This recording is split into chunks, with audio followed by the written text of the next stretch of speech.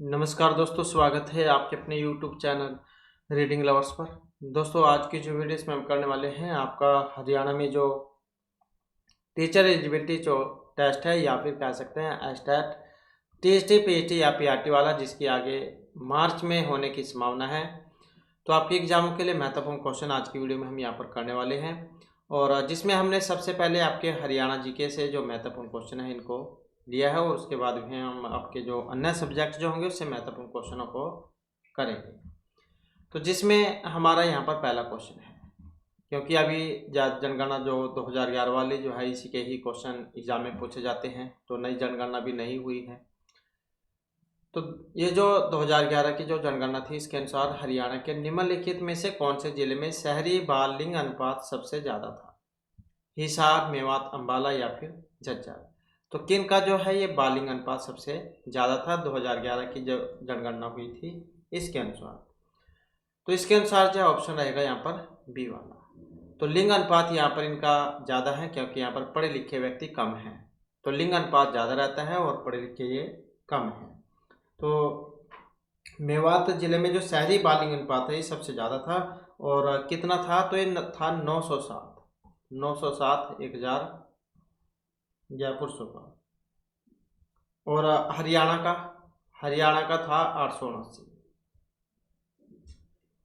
Next हमारा question है, हरियाणा के हनुमान चट्टी में हनुमानगंगा का मिलन किस नदी में होता है?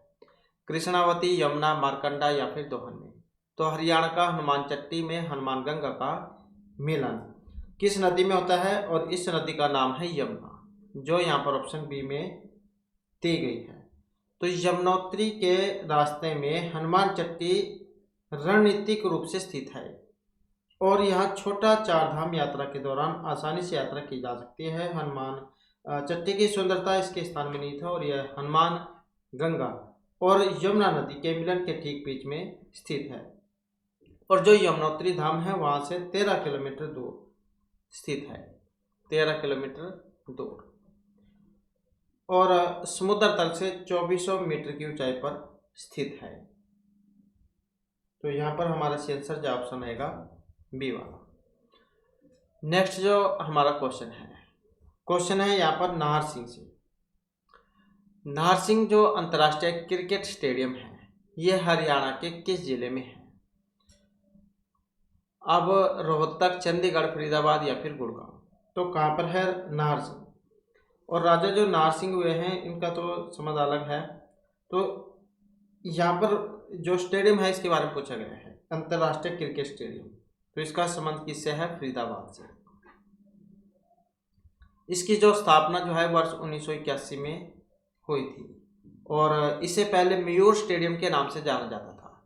पहले इसे मयूर स्टेडियम के नाम से जाना जाता था, और इसका जो प्रबंधन जो वो हरियाणा क्रिकेट संघ करता है। नेक्स्ट है, हरियाणा में 1999 में किस बैराज की जगह हथनी गुंड बैराज ने ले लिया था? तो 1999 में किस बैराज की जगह है?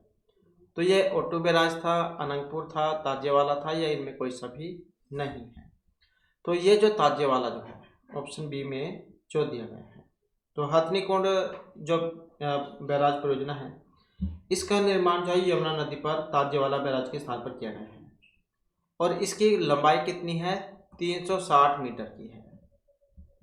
निर्माण कार्य इसका 1996 में हुआ था शुरू, 1996 में, और 1999 में ये समाप्त हो गया था। अगला क्वेश्चन आ जाता है, वर्तमान में हरियाणा में शहर है 156, 57, 50 या 54। तो वर्तमान में हरियाणा में शहर है, अब कितने शहर हैं? तो 154 हैं, जो ऑप्शन डी में यहाँ पर दिया गया है। शहर कह सकते हैं, या कई बार कस्बे आपको देखने को मिल सकता है। तो ये 154 है। अगला क्वेश्चन आ जाता है, हरियाणा में मौनी और टिपरा श्रेणियाँ घाटी के द्वारा पृथक होती है। सरस्वती नदी के द्वारा, मारकंडा, यमुना या घग्गर नदी के द्वारा। मौनी और टिपरा श्रेणियाँ, और ये जो अलग होती हैं घग्गर नदी के द्वारा, जो यहाँ पर ऑप्शन डी में दिया गया है। और पंचकुला में आती है, पंचकुला में स्थित है मौनी की पहाड़ियाँ। और करोह चोटियाँ यहाँ पर जिसकी ऊंचाई 1514 मीटर मानी गई है। नेक्स्ट है, इनमें से किसे हरियाणा में जहाजी साहिब के नाम से भी जाना जाता है?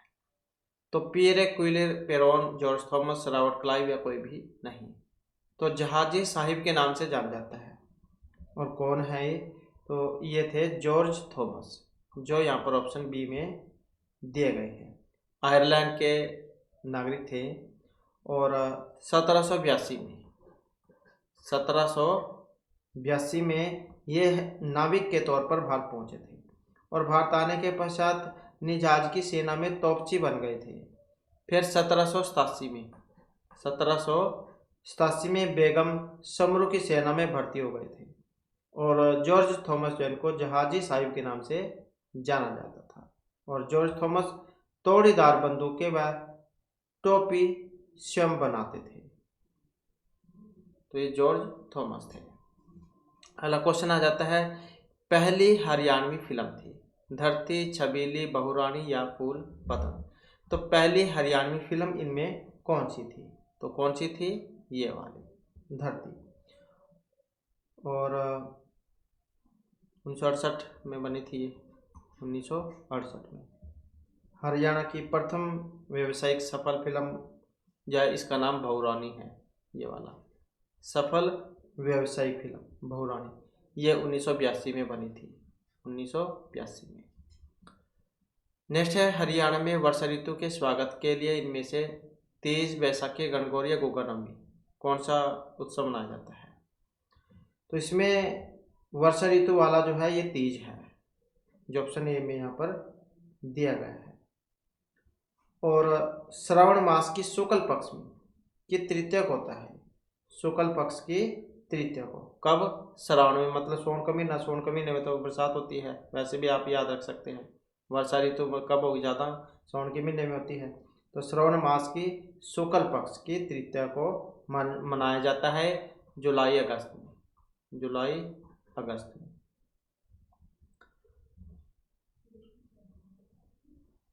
और फसलों के प्रतीक भी आए।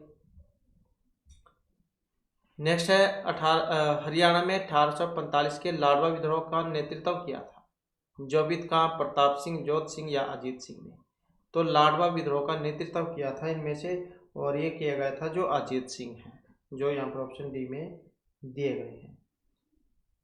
और लाडवा जो रियासत है इसकी नींव जो 1763 ईस्वी में, 1763 ईस्वी में सरदार सिंह जो है इन्होंने रखी थी।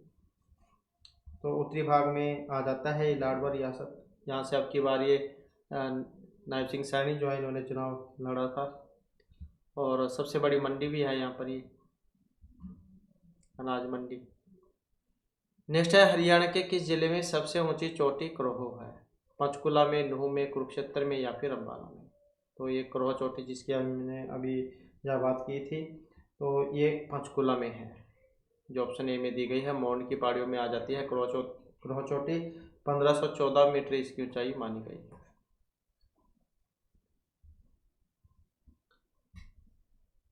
नेक्स्ट आ जाता है क्वेश्चन हमारा, हरियाणा को पहले जाना जाता था ब्रह्मावर, जय भारत, ब्रह्मवर्त या भारतवर्ष के नाम से। तो पहले किस नाम से जाना जाता था? अर्थात जो ब्रह्मवर्त है, तो ब्रह्मवर्त के नाम से जाना जाता था। और मनुस्मृति के अनुसार ये जो प्रदेश है देवताओं के कारण अस्तित्व में आया था, और इस कारण इसे ब्रह्मवर्त कहा गया है। और इसके अलावा हरियाणा को ब्रह्मा की उत्तर वेदी भी कहा गया है। और इसके अलावा हरियाणा काल में हरियाणा को बहुधान्यक भी कहा जाता था। अगला क्वेश्चन है, भारतीय प्रबंधन संस्थान IIM रोहतक इसकी स्थापना हुई थी 2009, 1, 11 या फिर 2013 में। तो भारतीय प्रबंधन संस्थान IIM की इसकी जो स्थापना जो मानी गई है 2009 में। कब हुई थी? 2009 में हुई थी। 11वीं जो पंचवर्षीय योजना थी इसके दौरान।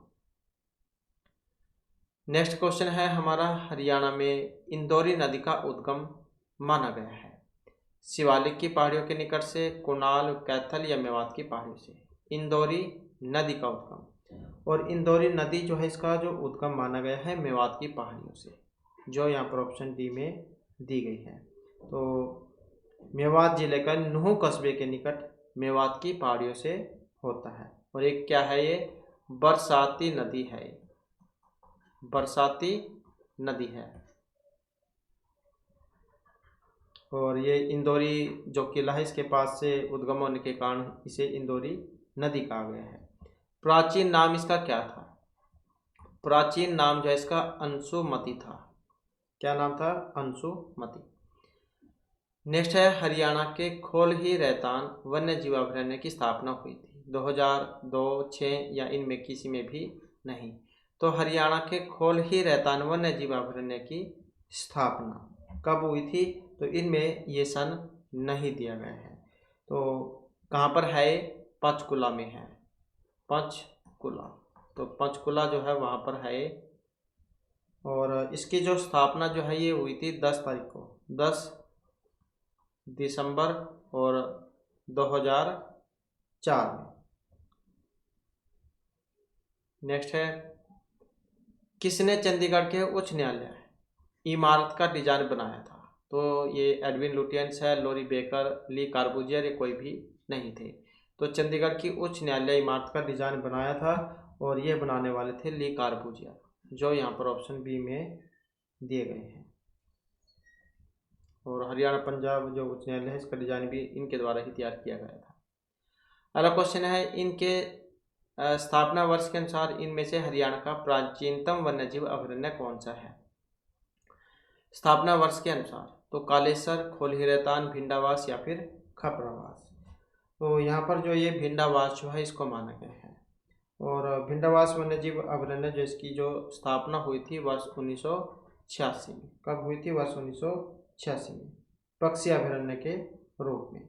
और फिर भारत सरकार ने इसे 3 जून, भारत सरकार ने जो है इसको 3 जून और 2009 को पक्षी अभयारण्य के रूप में मान्यता प्रदान की थी। भिंडावास का प्रवास जो है ये झज्जर में है। कहाँ पर है? झज्जर में। अगला क्वेश्चन है, हरियाणा की विधानसभा के पहले स्पीकर इनमें से कौन थे? सन्नो देवी, रण सिंह, राव वीरेंद्र सिंह या स्वरूप सिंह। हरियाणा की विधानसभा के पहले स्पीकर कौन थे?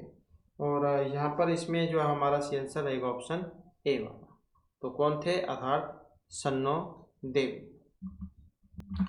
तो यहाँ पर आप जो इनकी सूची भी जा देख सकते हैं। सबसे पहले जो यहाँ पर सन्नो देवी थी, और इसके बाद राव वीरेंद्र सिंह, श्रीचंद, रण सिंह अहलावत, और फिर जो यहाँ पर ये थे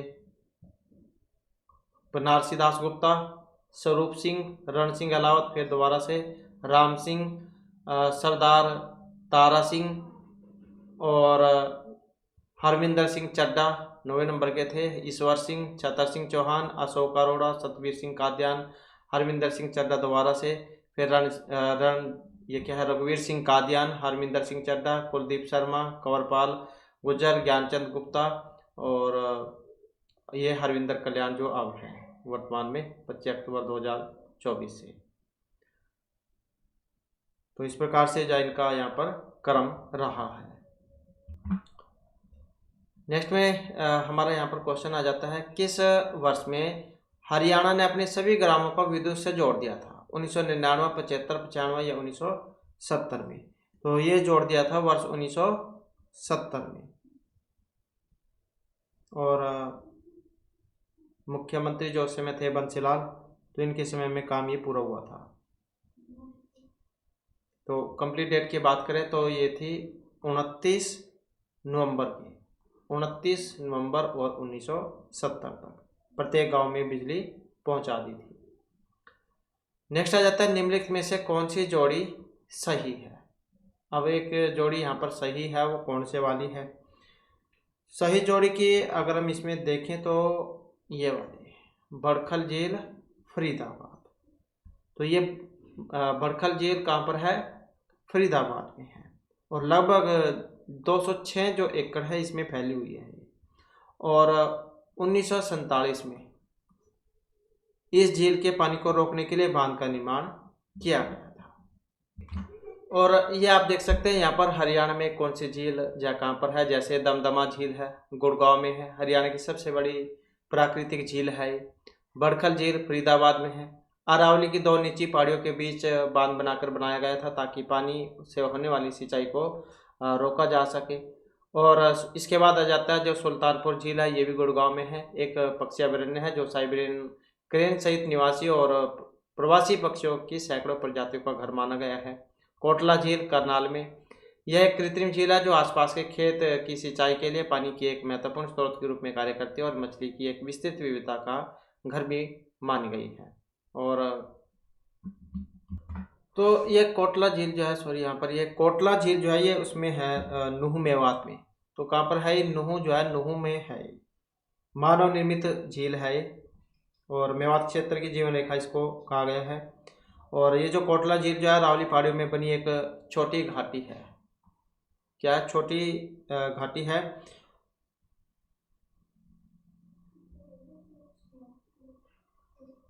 नेक्स्ट आ जाता है क्वेश्चन इससे आगे का, कर्ण झील। और ये करनाल में हो गई। किंवदंती के अनुसार यह जगह है जहाँ भारतीय महाकाव्य महाभारत के एक पात्र कर्ण ने स्नान किया था। और उसके बाद फिर ये आ जाती है यहाँ पर जो सूरजकुंड झील है, फरीदाबाद मानव निर्मित झील है, जिसे 10वीं शताब्दी में तोमर वंश के जो राजा थे सूरजपाल, इन्होंने बनवाया था। ब्रह्मस्वरूप कुरुक्षेत्र में है, पवित्र झील है ये भी। और जो कि एक हिंदू महाकाव्य महाभारत से जुड़ा हुआ माना गया है। और ऐसा माना जाता है कि डुबकी लगाने से यहाँ पर क्या है, सभी पाप धुल जाते हैं। ब्लू वाटर झील ये हिसार में है, मानव निर्मित झील है ये भी। और तिलियार झील ये रोहतक में है। तो इस प्रकार से यहाँ पर ये झीलें हैं। तो यहाँ पर ये बड़खल फरीदाबाद में हो जाएगी। और ब्रह्म सरोवर ये कहाँ पर है? कुरुक्षेत्र में है ब्रह्म सरोवर। और इसके अलावा फिर जो ये दमदमा झील, दमदमा जो है ये वहाँ पर है गुड़गांव में। तो ये गुड़गांव में है। और विंध्यावास का प्रवास ये जो है उसमें जो झज्जर जो है झज्जर में है। नेक्स्ट आ जाता है हमारा यहाँ पर जूही चावला को मिस इंडिया का खिताब मिला था 1988, 81, 94, 1984 में। तो कब मिला था इनको? और ये मिला था वर्ष 1984 में। और इनका संबंध जो अम्बाला से माना गया है। अगला क्वेश्चन है, हरियाणा के इस त्यौहार में पतंग उड़ाना मुख्य कार्य है। लोहारी जो है, दशहरा, बसंत पंचमी या बैसाखी। तो किस में उड़ाया जाता है पतंग ये? और ये जो है बसंत पंचमी में। तो ये तो जो हमारे यहाँ पर आपके हरियाणा जीके से महत्वपूर्ण क्वेश्चन थे। और इसके बाद हमारे इंग्लिश ग्रामर जो है इसके महत्वपूर्ण क्वेश्चन आ जाते हैं। तो यहाँ पर हमारा पहला क्वेश्चन है, select the option that express the given sentence in passive voice. Isika saw the tiger in the forest. Isika ने जंगल में बाघ देखा। तो इसमें जो आपने सही बताना है, the tiger saw by Isika in the forest. The tiger was seen by the forest in Isika. The tiger was seen by Isika in the forest या the tiger sees Isika in the forest. सही जो यहाँ पर कौन से वाला है? और सही जो यहाँ पर रहेगा इसमें ऑप्शन सी वाला। तो ये वाला जो है यहाँ पर सही है। तो द टाइगर यहाँ से शुरू हो जाएगा ये, द टाइगर। वाज और थर्ड फॉर्म हो जाएगी seen by Isika in the forest.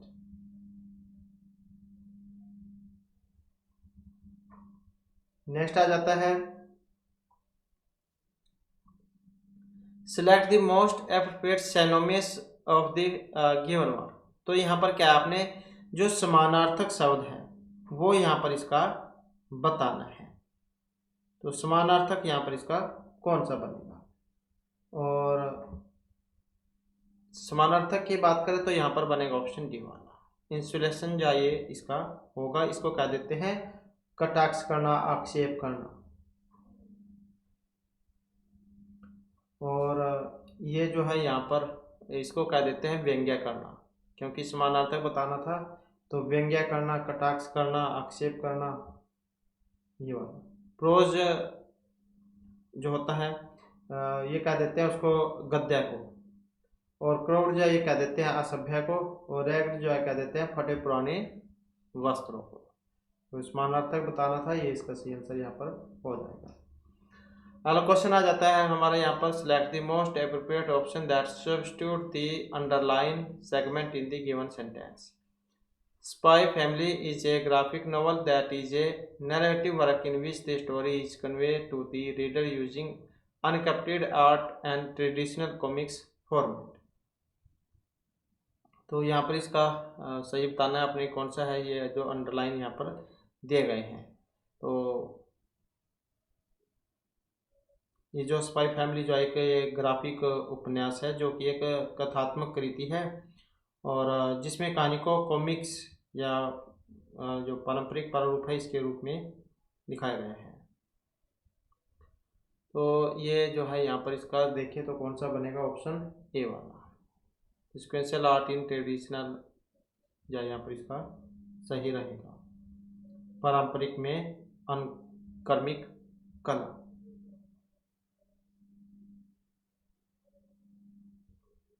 तो ये स्पाई फैमिली एक क्या है, एक ग्राफिक नोवेल है जो कि कथात्मक कृति मतलब नैरेटिव वर्क है जिसमें कहानी पारंपरिक कॉमिक्स फॉर्मेट में सीक्वेंशियल आर्ट का प्रयोग करके रीडर को अवगत कराई जाती है। तो इसलिए सीक्वेंशियल आर्ट इन ट्रेडिशनल जो है ये सबसे सही जो उत्तर यहाँ पर इसका माना गया है।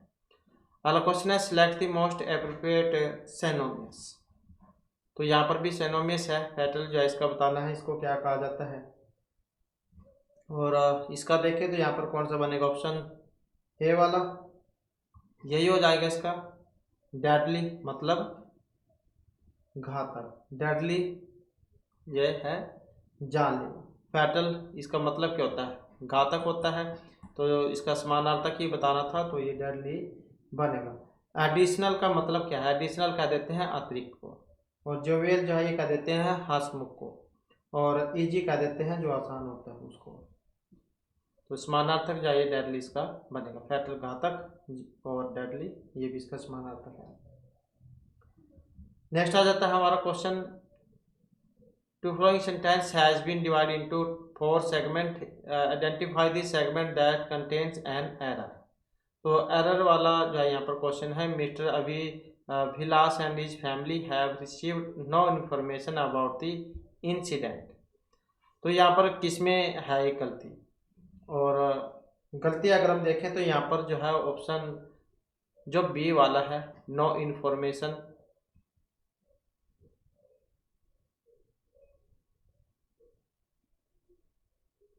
तो इसमें जो मानी गई है नो इन्फॉर्मेशन वाला, क्योंकि यहाँ पर जो है इंफॉर्मेशन के स्थान पर इंफॉर्मेशन, ये एस नहीं आएगा यहाँ पर। तो इंफॉर्मेशन के स्थान पर इंफॉर्मेशन का यहाँ पर प्रयोग होगा, क्योंकि इंफॉर्मेशन क्या है कि ये अनकाउंटेबल नाउन है और इसका प्लूरल नहीं बनाया जा सकता, इसलिए नो इन्फॉर्मेशन सबसे ज़्यादा उपयुक्त यहाँ पर इसमें माना गया है। नेक्स्ट आ जाता है, select the option that express the opposite meaning in the underline bar. तो यहाँ पर क्या इसका विपरीतार्थक जो है विलोम उल्टा वो वाला बताना है। अब इसमें कौन सा बनेगा, इनवैलिड ये कह देते हैं अमान्य को। तो expose is of my own formulation and I can vote for it efficiency. तो ये जो है इसका बताना है, इसका मतलब होता है प्रमाणित करना। तो कौन सा बनेगा यहाँ पर इसका, ये वाला विपरीतार्थक बनाना था विलोम उल्टा, तो इनवैलिडेट इसका बनेगा अमान्य करना। वो मतलब प्रमाणित करना और अप्रमाणित या अमान्य करना, तो इनवैलिडेट ये हो जाएगा। और मेंटेन जो है बनाए रखना होता है, मेंटेन करना मतलब बनाए रखना। सर्टिफाई ये जो होता है ये सर्टिफाई है उसको कह देते हैं प्रमाणित करने को, और विटनेस जो है ये साक्षी जो होना उसको कह देते हैं। तो उल्टा जो इसका विपरीतार्थक यही है, इनवैलिडेट। अगला है यहाँ पर, select the most appropriate option to fill in the blank. Vinod had a accept in the car accident. तो इसका बताना है यहाँ पर क्या बनेगा, सही ऑप्शन कौन सा है इसका। सही ऑप्शन की अगर हम बात करें तो यहाँ पर बनेगा ऑप्शन सी वाला, नैरो। ऐसी स्थिति से है जिसमें कोई दुर्घटना या अन्य दुर्भाग्यपूर्ण घटना बस टल ही जाती है। तो ये जो सेंटेंस है इसमें बताया गया था कि विनोद कार दुर्घटना में बाल बाल बच गया। Vinod had escaped in the car accident, उसमें बाल बाल बच गया, तो इसका मतलब नैरो से है, जिसमें बस बाल बाल बच जाते हैं, थोड़ा सा रह जाता है बाल चूकने से। नेक्स्ट है select the incorrectly spelled word. तो इसमें इनकरेक्टली वाला है कौन सा है इसमें, तो यही हो जाएगा RELEVENT, ये वाला, क्योंकि कौन सा बनना था इसका, इसका बनना था RELEVANT,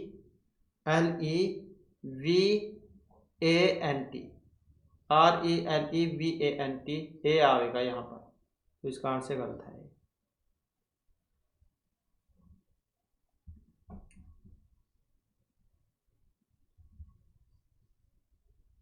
और प्रासंगिकता, जो वो कह देते हैं इसको प्रासंगिकता।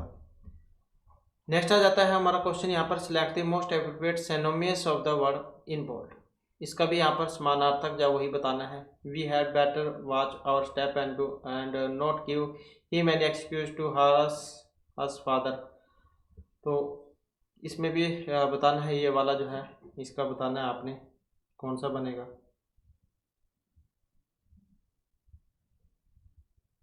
और समानार्थक की बात करें तो यहाँ पर ऑप्शन जो है हमारा डी वाला जो है ये हो जाएगा, इंटीमीडिएट, ये वाला हो जाएगा।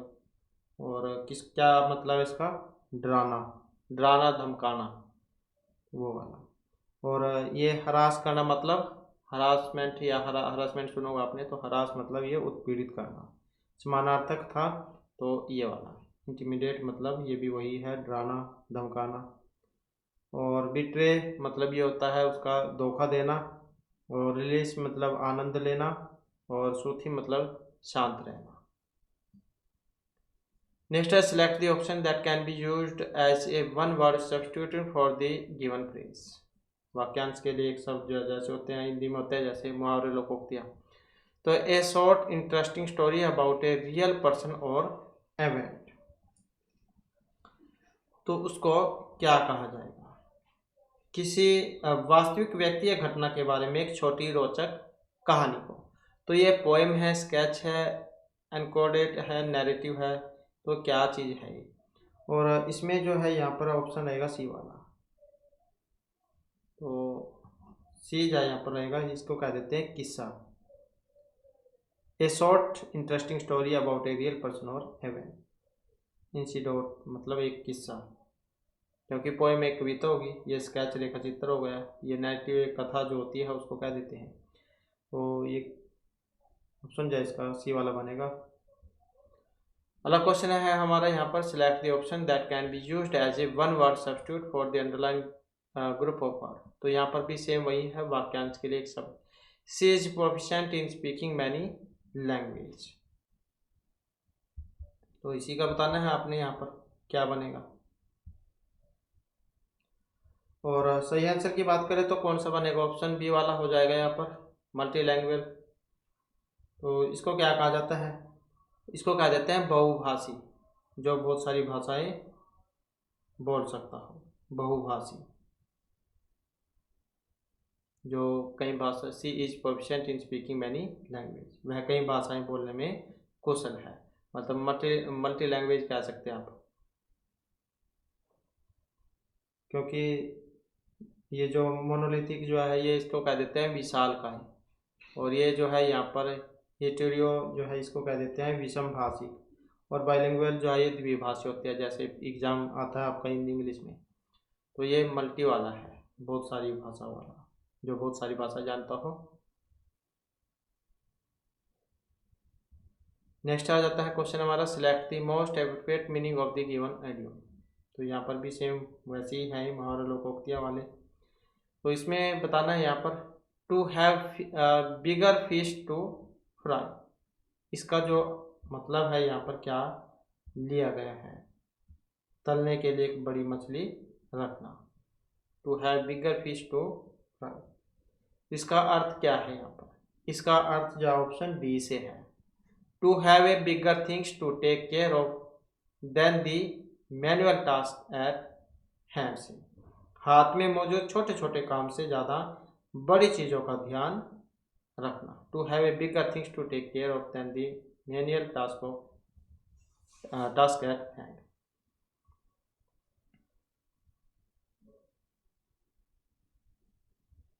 मतलब अधिक महत्वपूर्ण जो है काम होना। नेक्स्ट आता है flowing sentence has been spelled into 4 segment, identify the segment that contains a grammatical error. तो यहाँ पर भी जो है एक एरर वाला ही क्वेश्चन है। My brother perform extremely good in the class test held yesterday. तो इसमें भी आपने सही जो है बताना है कौन से वाला यहाँ पर इसका बनेगा। और सही अगर हम देखें तो यहाँ पर ऑप्शन बनेगा इसका डी वाला, एक्सट्रीमली गुड। इसी में यहाँ पर एरर है क्योंकि यहाँ पर ये एक्सट्रीमली गुड दिया गया है, गुड, जबकि इस गुड की जगह पर यहाँ पर वेल जो है इसका प्रयोग होगा, क्योंकि ये जो सेंटेंस है इसमें वेब जो वर्ब परफॉर्म को मॉडिफाई करने के लिए एडजेक्टिव गुड की नहीं बल्कि एडवर्ब की जरूरत होगी। तो इसलिए यहाँ पर जो है ये एक्सट्रीमली वेल इसका यहाँ पर इसमें प्रयोग होगा। तो मेरे भाई ने कल आयोजित कक्षा परीक्षा में बहुत अच्छा प्रदर्शन किया। तो एक्सट्रीमली गुड का मतलब होता है अच्छा, अत्यंत अच्छा। तो यहाँ पर एक्सट्रीमली वेल जो है इसका प्रयोग होगा। नेक्स्ट आ जाता है select the most appropriate synonyms of the given word. ये जो है यहाँ पर टॉक्सिस, इसका मतलब क्या है, विषाक्त जो होता है उसको क्या देते हैं। तो ये जो लॉटरी, लैंकी, लेथल, ये लेथल जो है इसका मतलब क्या है यहाँ पर, ये लेथल जो है ये क्या देते हैं घातक को, इसका मतलब है घातक। और टॉक्सिस मतलब क्या देते हैं विषैला जो होता है विषैला, तो ये विषैला को क्या देते हैं टॉक्सिस। तो इसका कौन सा बनेगा यहाँ पर सिनोनिम्स मतलब समानार्थक इसका विषैला का, तो यही हो जाएगा घातक। और ये जो लोडेटरी जो दिया गया इसका मतलब जो है यहाँ पर प्रशंसनीय से होता है। और लैंकी, ये लैंकी जो इसका मतलब होता है दुबले पतले से। और ये लिथल है यहाँ पर, ये भी मतलब इसका घातक ही होता है, लेकिन ये इसकी थोड़ी स्पेलिंग जो है ये इसमें नहीं आएगा, ये वाला है इसका। नेक्स्ट आ जाता है क्वेश्चन हमारा, select the option that can be used as a one word substitute for the given group of words, a person who likes to argue about anything. तो एक व्यक्ति जो किसी भी चीज़ के बारे में बहस करना पसंद करता है उसे क्या कहा जाता है, अरेग अबाउट एनीथिंग। तो रिसेंट, कवार्ड, कंटिन्यूस, वेरियस क्या कहा जाएगा उसको। और इसमें अगर हम देखें तो यहाँ पर हमारा आंसर जो है ऑप्शन डी वाला हो जाएगा, कंटिन्यूस उसको कहा जाएगा विवादास्पद, मतलब क्योंकि रिटिशेंट जो है इसका मतलब है मितभाषी से, और ये कवर्ड जो है ये कार को कह देते हैं, और ये वर्शियस जो है ये सत्यप्रिय जो होता है उसको कह देते हैं। तो इसका जो है हमने बताना था वाक्यांश के लिए एक शब्द होता है जैसे, तो ये कंटिन्यूस है मतलब विवादास्पद। नेक्स्ट है select the most appropriate option to substitute the underline segment in the given sentence. तो यहाँ पर जो अंडरलाइन है इसके बारे में बताना है। She has been studying for 2 o'clock, वह 2 बजे से पढ़ाई कर रही है। He has been studying for 2 o'clock। तो यहाँ पर इसमें क्या आएगा, और इसमें देखें तो ऑप्शन जो है इसका बी वाला हो जाएगा, स्टडिंग सिंस 2 o'clock। तो सिंस का प्रयोग किसी चीज़ के प्रारंभ होने के समय को इंगित करने के लिए किया जाता है। तो इसी तरीके से सेंटेंस में ये बताया गया है कि जब उसने पढ़ाई शुरू की थी, इसलिए स्टडिंग सिंस 2 o'clock सबसे ज़्यादा सही यहाँ पर इसमें ये माना गया है। 2 बजे से पढ़ाई कर रही है तो सिंस का प्रयोग यहाँ पर होगा।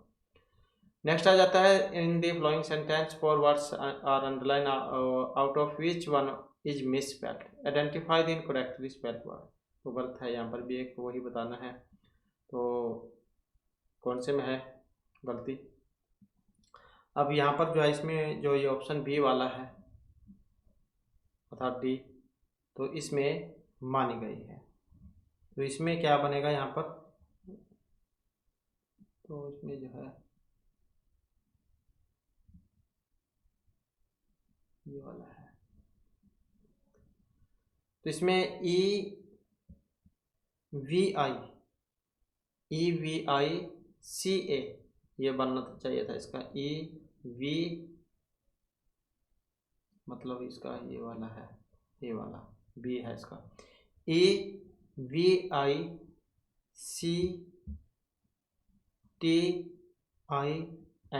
और G ये वाला, तो ये वाला सही है इसका।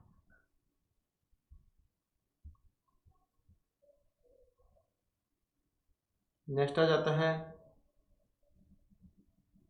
Select the option that expresses the given sentence in active voice. तो इसका एक्टिव वॉइस बताना है। यहाँ पर lovely tunes are composed by Dominica. तो इसमें देखें तो यहाँ पर क्या बनेगा इसका, इसमें जो है यहाँ पर हमारा सी आंसर रहेगा ऑप्शन डी वाला, तो ये बनेगा इसका। तो क्या हो जाएगा, यहाँ से शुरू हो जाएगा डोमिनिका कंपोज्ड लवली ट्यून्स, तो ऐसे हो जाएगा ये डोमिनिका कंपोज, यहाँ पर ईडी है तो कंपोजिज हो जाएगा, और लवली ट्यून्स, तो ऑप्शन डी वाला इसका हो जाएगा। डोमिनिका जो है ये सुंदर धुनें रचती है, मतलब बनाती है, रचती है।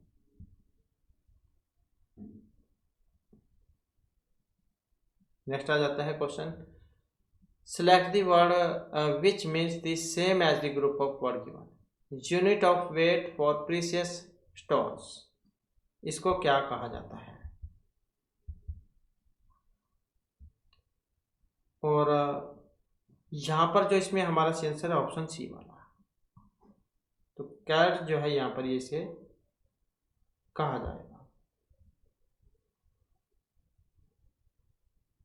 प्योर ये शुद्ध को कह देते हैं, और ये जो रिलायबल मतलब विश्वसनीय जो होता है उसको कह देते हैं। एक्यूरेट मतलब जो स्टीक है सही, ये उसको कह देते हैं। तो कैरेट जो यहाँ पर आएगा unit of weight for precious stones, जैसे सोना चांदी होता है कैरेट में होता है सोना, तो unit of weight for precious stones, तो ये कैरेट होगा। नेक्स्ट है select the most appropriate synonyms of replace the underline word in the given sentence, तो समानार्थक जो आपने यहाँ पर इसका बताना है। तो इसका जो समानार्थक है यहाँ पर इनमें कौन से वाला बनेगा, और समानार्थक की अगर हम इसमें देखें तो कौन सा हो जाएगा, ऑप्शन ए वाला हो जाएगा। इसमें फिनोट्रोपिक कहा जाता है इसको, मतलब जो परोपकारी होता है।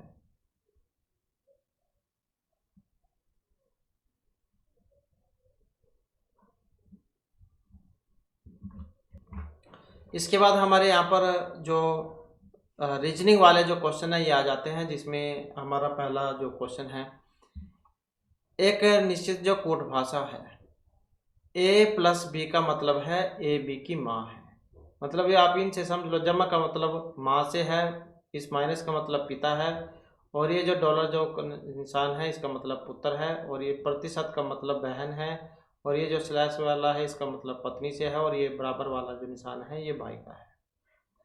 तो निम्नलिखित में से किसका अर्थ ए की पुत्री से लिया गया है, ए की के की पुत्री है। तो ये वाले चिन्ह आपने यहाँ पर ये माता पिता वाले हैं, ये इनकी जगह पर रखने होंगे, तब जाए इसके बारे में पता लग जाएगा। तो ऑप्शन जाए इसका सी वाला बनेगा, मतलब 3 वाला जो है इसका सी आंसर यहाँ पर रहेगा। तो एक की क्या होगी, बेटी होगी, बेटी। नेक्स्ट है 3 कथन और उसके बाद 3 निष्कर्ष 1 जो 3 ये दिए गए हैं। कथनों को सत्य मानते हुए भले भी सामान्य रूप से ज्ञात तथ्यों से भिन्न प्रतीत होते हों, तय कीजिए कि कौन सा निष्कर्ष इन कथनों को तार्किक रूप से अनुसरण करेगा। तो जैसे यहाँ पर कथन है, कोई भी कार्ड पार्सल नहीं है, सभी कार्ड लिफाफे हैं, कुछ लिफाफे बैग हैं। तो जब भी हम इसका ड्रा यहाँ पर करेंगे तो क्या बनेगा, कोई भी कार्ड पार्सल नहीं है, कोई भी कार्ड, कोई भी, ये हो गया कार्ड, कोई भी कार्ड पार्सल, ये हो जाएगा पार्सल, हम ऐसे लिख लेते हैं, कोई भी कार्ड पार्सल नहीं है, सभी कार्ड लिफाफे हैं, सभी कार्ड क्या है, लिफाफे हैं, लिख लेते हैं हम लिफाफे। कुछ लिफाफे बैग हैं, कुछ लिफाफे बैग हैं।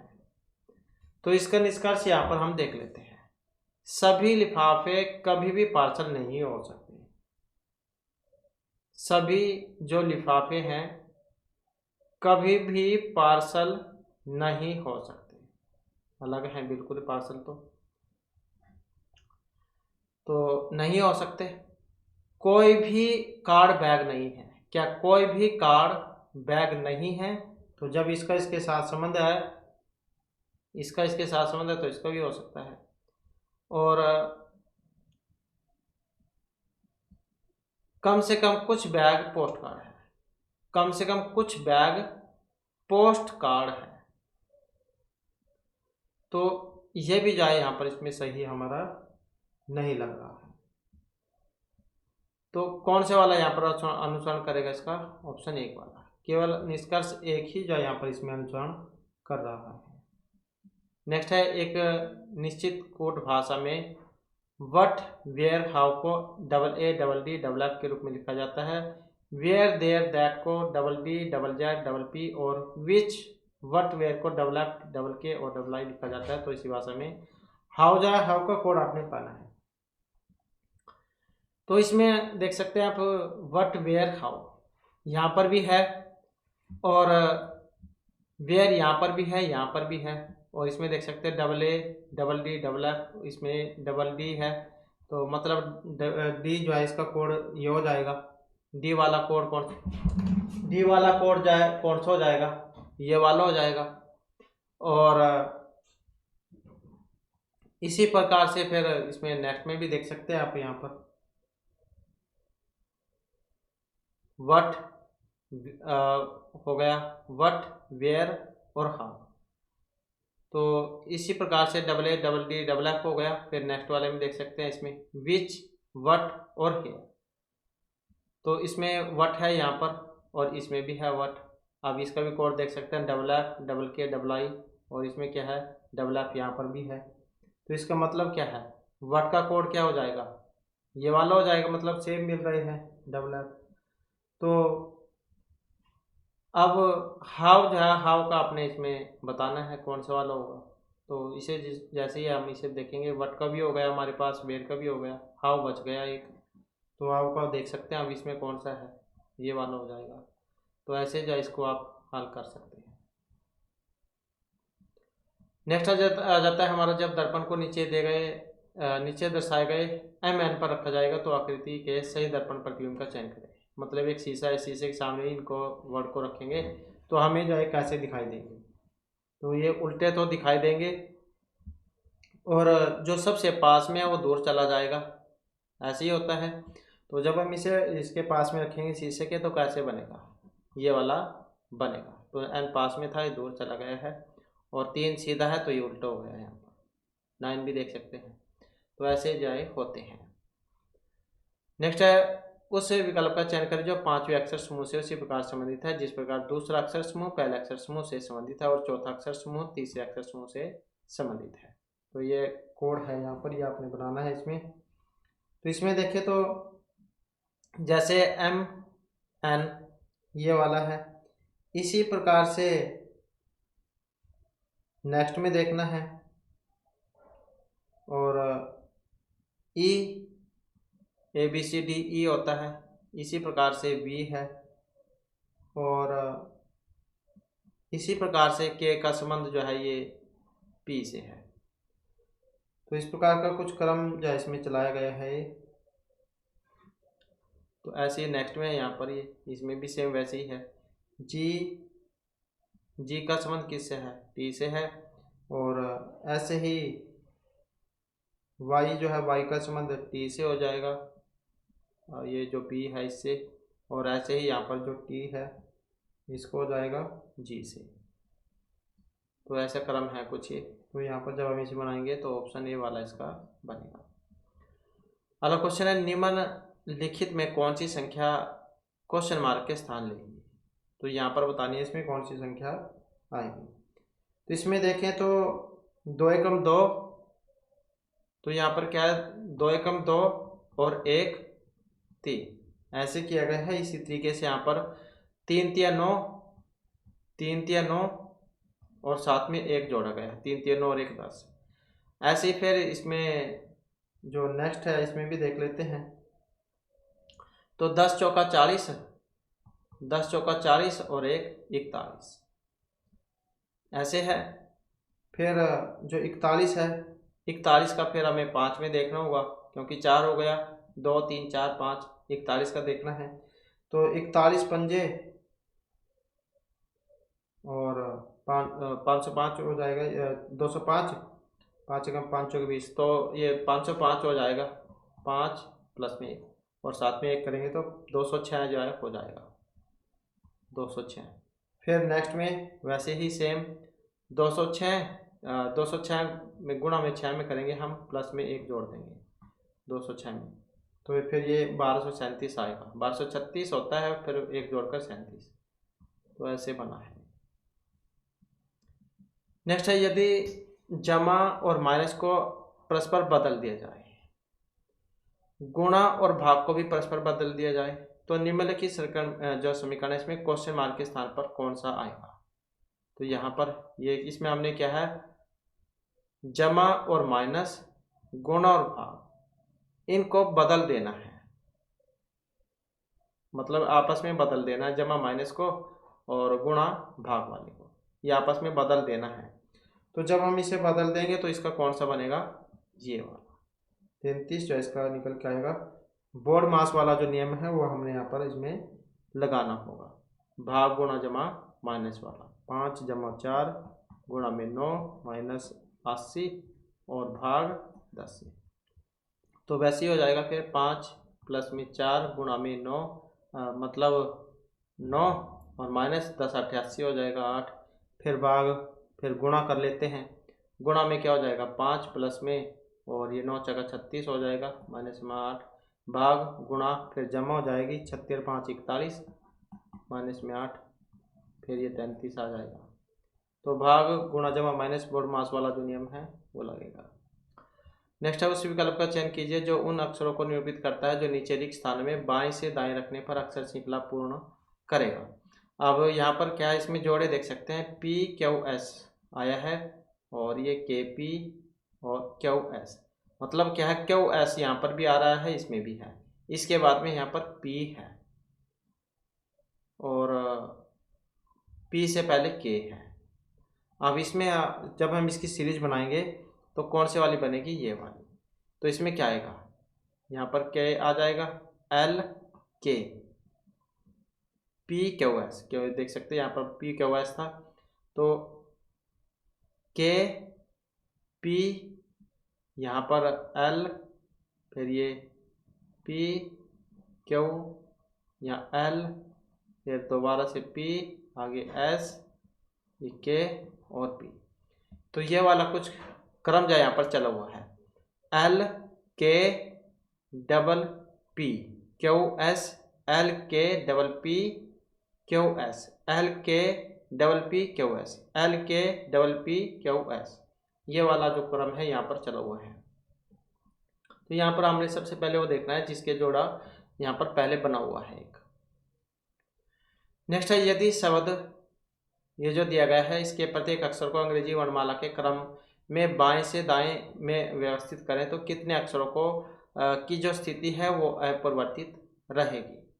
तो ये जो इसको हमने जो इंग्लिश जो होती है ग्रामर, मतलब ये अल्फ़ाबेट जो होते हैं उसके अनुसार इसको रखना है। तो इसे जब हम रखेंगे तो सबसे पहले ये आ जाएगा, फिर ये ई, फिर जी एच आई, फिर उसके बाद एम, ये एन आएगा और एन के बाद आर एस और टी, ये आएंगे। अब इसमें भी आप सेम देख सकते हैं कौन कौन से जो इसमें वैसे ही रहेंगे। कितने अक्षरों की स्थिति अपरिवर्तित रहेगी। तो कौन कौन से की रहेगी इसमें, एक तो यही है जी वाला, ये भी सेम वैसे ही रहेगा। एच भी सेम वही है जैसे कि यहाँ पर इसमें दिया गया है, जी एच दोनों वहीं के वहीं है। और फिर एक ये एम है, ये भी वहीं का वहीं है इसमें, और जो आर है ये भी वहीं का वहीं है। तो इस प्रकार से देखें तो 1 2 3 4, तो 4 जो है इसमें ही आ जाते हैं। नेक्स्ट आ जाता है निम्नलिखित में से कौन सा पद दी गई श्रृंखला में क्वेश्चन मार्क जो है इसके स्थान को प्रतिस्थापित करेगा।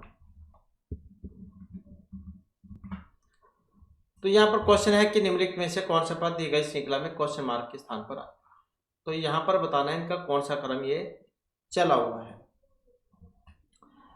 तो क्रम को अगर हम यहाँ पर देखें तो इसमें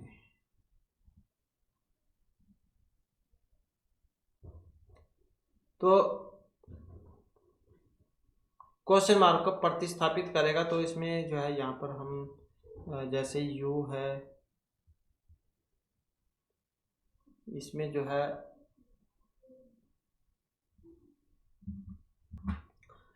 तो इसका हमने यहाँ से शुरू करना होगा। तो जैसे एस है, एस टी, और उसके बाद फिर क्या आ जाएगा यहाँ पर ये यू, और उसके बाद क्या आना चाहिए वी, फिर डब्लू। इसी प्रकार से एम, यहाँ पर एक वर्ड कम हो जाएगा, मतलब M N O P Q R S, तो ऐसे बन जाएगा। इसी प्रकार से यहाँ पर है एम एन ओ पी, दो आ जाते हैं, M N N O P Q R S T U V W, ऐसे है। इसी प्रकार से फिर जो है नेक्स्ट में हो जाएगा यहाँ पर आई जे के एल एम, यहाँ पर फिर ये 3 का है अंतर, I J K L M N O P Q R S T U आ जाएगा, तो मतलब यू डब्ल्यू एस वी, ये वाला आएगा। नेक्स्ट आ जाता है उस विकल्प आकृति की पहचान कीजिए जो क्वेश्चन मार्क के स्थान पर रखने पर श्रृंखला को पूरा करे। तो यहाँ पर बताना है इसमें कौन से वाला आएगा, तो कौन सा जो है क्रम इसमें चला हुआ है। इसमें अगर हम देखें तो यहाँ पर देख सकते हैं आप, यहाँ पर शुरू में सर्कल है, नेक्स्ट वाली आकृति में आगे चला गया है सर्कल, नेक्स्ट वाले में इससे आगे, नेक्स्ट में इससे आगे, तो इसका मतलब फिर क्या है सर्कल जो है कहाँ पर होना चाहिए। और ये अगर इस आकृति को देखें तो यहाँ पर बिल्कुल नीचे है ये, और नेक्स्ट वाले में इससे आगे चली गई है, फिर इससे आगे चली गई है, तो नेक्स्ट वाले में फिर क्या है यहाँ पर इससे आगे होनी चाहिए, यहाँ पर होनी चाहिए, ऐसे ही है। और इसी प्रकार से यहाँ पर ये वर्ग जो है डब्बा जो बना हुआ है यहाँ पर है, फिर नेक्स्ट में यहाँ पर आ गया, और इससे अगले वाली जो आकृति है उसमें बीच में आ गया है, और यहाँ पर फिर ये दोबारा से यहाँ पर आ गया है। तो इस प्रकार का कुछ जो क्रम है वो इसमें चला हुआ है, तो ऑप्शन या फिर इसका ये वाला ये बनेगा। तो इसका एक से भी आप अंदाज़ा लगा सकते हैं इसमें, तो ये वाला बनेगा इसका। नेक्स्ट आ जाता है, और इसमें क्या है ये जो तीर के निशान हैं ये भी आप देख सकते हैं, बीच में था सीधा था, यहाँ पर उल्टा हो गया है, इसके स्थान पर ये बीच में आया डब्बा जो आया आ गया है। नेक्स्ट में त्रिभुज है। नेक्स्ट आ जाता है 3 कथन, और उसके बाद 3 निष्कर्ष 1 2 3 दिए गए हैं। कथन निष्कर्ष वाला क्या है यहाँ पर क्वेश्चन है ये। इसमें भी अगर हम देखें कुछ आंसू बूंदे हैं, कुछ जो आंसू हैं वो क्या है बूंदे हैं, कुछ आंसू बूंदे हैं, कुछ बूंदे धाराएं हैं, सभी धाराएं नदियां हैं, सभी जो धाराएं हैं वो क्या हैं नदियां हैं। तो ऐसे बनेगा डायग्राम ये। तो इस आधार पर फिर अगर देखें सभी आंसू कभी कभी नदियां नहीं हो सकते हैं, सभी आंसू कभी भी, सभी आंसू कभी भी नदियां नहीं हो सकते हैं, तो क्या नहीं हो सकते हैं। कुछ बूंदे नदियाँ हैं, कुछ बूंदे नदियाँ हैं। तो जब इसका संबंध है तो इसका भी होगा। ठीक बात। सभी आंसुओं के धाराएं होने की संभावना है, सभी आंसुओं के धाराएं होने की संभावना है। तो इस आधार पर देखें तो कौन सा वाला यहाँ पर निकल के आएगा, तो कौन सा निकल के आएगा इसका, यही वाला। तो 2 और 3, 2 और 3 जो है यही इसका निष्कर्ष निकल के आएगा। कुछ बूंदे नदियाँ, कुछ बूंदे नदियाँ हो सकती हैं, सभी आंसुओं के धाराएं होने की संभावना है, सभी आंसुओं के धाराएं होने की संभावना है। नेक्स्ट है, जब हम शीशे के सामने इसे रखेंगे तो हमें कैसे ये दिखाई देगा। दर्पण के सामने जब हम इसे रखेंगे तो बिल्कुल जो पास में है वो दूर चला जाएगा और ये उल्टा हो जाता है। तो इसमें आकृति देख सकते हैं कौन सी वाली बनेगी, तो ये वाली इसकी हो जाएगी। आई का पहचान ही नहीं होती है, तो आई तो वैसी ही है। यहाँ पर जी से पहचान हो जाएगी, देख सकते हैं बिल्कुल ये उल्टा हो जाएगा, मतलब ये ऊपर वाली साइड यहाँ पर हो गई है। और ये एफ देख सकते हैं यहाँ पर, और सी ये सीधी थी ये उल्टी हो गई है, और बी का डी बन गया है। नेक्स्ट है, एक निश्चित कोड भाषा में ये जो NAM ही जो है इसको FNBO लिखा जाता है और NANO को POB लिखा जाता है। तो NAIL को कैसे लिखा जाएगा, तो यहाँ पर जो ये नेम जो है इसको कैसे लिखा गया है, NAME, तो इसको कैसे लिखा गया है, FNBO, तो ऐसे इसको लिखा गया है। तो इसमें देखें तो EF ऐसे है, और MNO ऐसे है, ABMN, तो इस प्रकार का कुछ बना हुआ है। तो नेल का जब हम बनाएंगे तो यहाँ पर जो है इसका ऑप्शन बी वाला होगा। नेक्स्ट है, 4 विकल्पों में से कौन सा विकल्प क्वेश्चन मार्क के स्थान पर आएगा, तो यहाँ पर कौन से वाला इसमें आएगा। इसमें भी देखें तो इनका कौन सा जो है कोड चला हुआ है।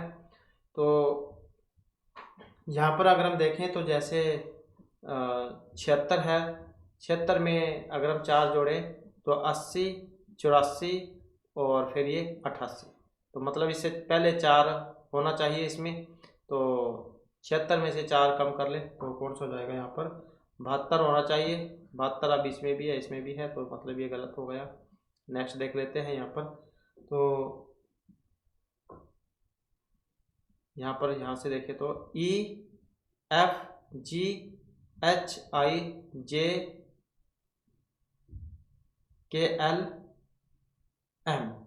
72 होना चाहिए, अभी इसमें भी है इसमें भी है।